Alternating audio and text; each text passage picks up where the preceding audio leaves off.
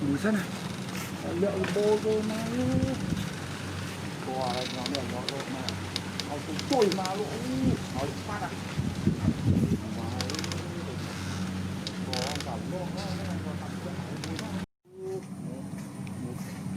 đâu như mà rồi thì anh kêu đi chậm mùi sân này rồi mà đạn kẹn đi ra đi rồi mà đạn nha ra mình sẽ làm nhiệt sâu đảo vào sâu xí là lọ cái nha nhìn đây để sân quái sân này mua ăn làm chúa đạm cái đấy đạm tiện đi thôi đạm mà thật đầy vừa sạt đi sân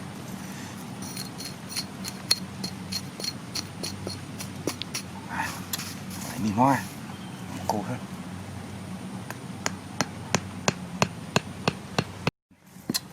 trời mưa mày à lọt bố ăn đi đạm tiện ai mưa cho phải có cái trồng xí sâu đã nhỉ tại sân bán à đoàn cô đi sân cô đi làm cái này chơi bán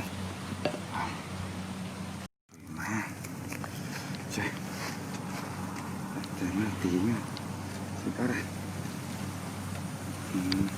đi chút nè chẳng máu mở lọ ô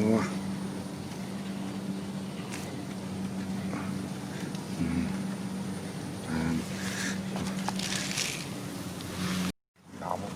một lò một chạm nữa thôi ôi da anh đi đã một lò tí đó chọp chứ người da để đi khăn ok vậy làm mấy sân rồi đi sân mau tôm mà mấy con đồng chọp à nè tế mà dài tầm mà mơ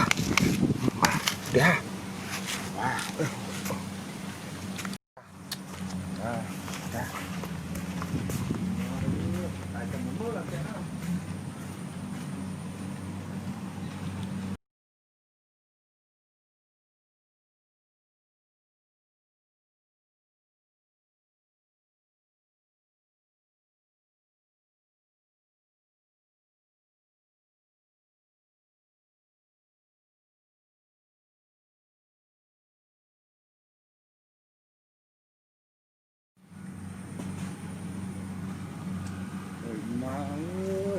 mình tiện thế này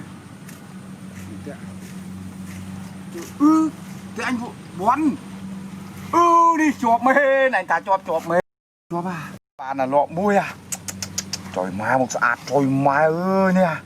trời má tiện đi vào cài bỏ kê với ai mà đã tiết à trời má doài toàn chầm sẵn à đó tiện đi ra tục đại tại tiết à má cho toàn chầm sẵn tía rồi mía đẹp phân rồi mà bạn lộ mưa rồi lo quá nó đi